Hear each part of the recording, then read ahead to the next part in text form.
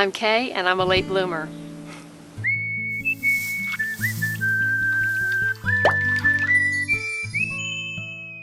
I'm from the South, and there's nothing I love more than corn, tomatoes, and watermelon. I knew if I had my first garden, I had to grow all three. Here's my watermelon story. In mid-February, I started loosening the soil where I would plant my 6 by 6 foot watermelon patch. There was a lot of digging and planting to do elsewhere, so I didn't get back to it for a couple of weeks. Okay, my pit is dug, and it says on here to space your seedlings 1 foot by 4 to 6 feet, which tells me that they grow in a vine, and with the kind of rectangular spacing I have here, I think the best thing to do is to lay them out like this. Now came the alfalfa, a layer of dirt, more alfalfa, more dirt. Alfalfa not only creates air in your soil, but nutrients. And it smells great. Reminds me of my grandmother's barn in Tennessee. You know, it just occurred to me that if you only have to plant them 1 foot apart, you just have to allow for 4 to 6 feet for them to trail along the ground.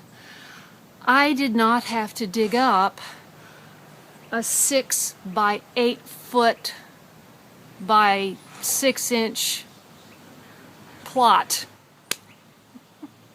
I could have just dug 6 little holes for those roots. I scooped out a crater for each seedling and filled them with organic planting mix, worm castings, biodynamic compost, and organic plant food.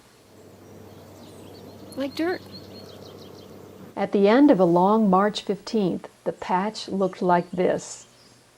Larry and Haley passed by and checked on my progress. Very nice. 2 days later, the rain came.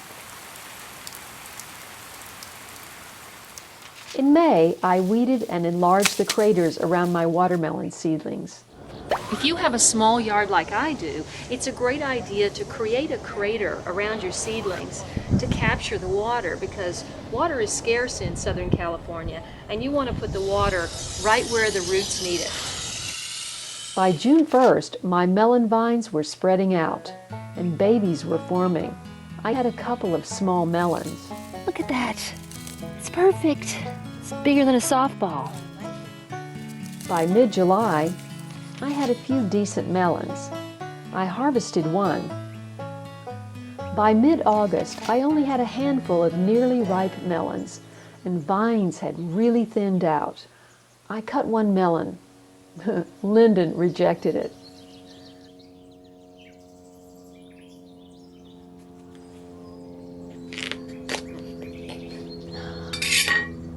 Ooh, too ripe. I've never been very good at judging a melon's ripeness. Then disaster struck. 3 of my melons were stolen and smashed on my neighbor's front walks. 3 weeks later, I had some blooms packed with pollen, but because I had stretched netting over the patch to discourage theft, that was cutting down pollination. 2 days later, I found this rotten one. These 2 misshapen ones, and though this leaf miner lives only on the exterior, it was kind of a turnoff. It doesn't appear that it's infected the actual melon. All in all, it wasn't the melon summer that I was looking forward to, but I learned a lot. I think my biggest problem is melons need 6 to 8 hours of direct sun every day, and between my tomatoes shading in the morning and my pine tree shading in the afternoon, I think my production was more like 3 hours of direct sun every day. That's not enough.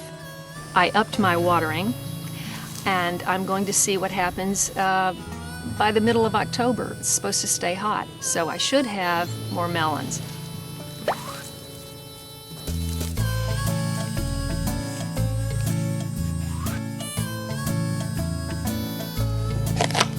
Oh yeah.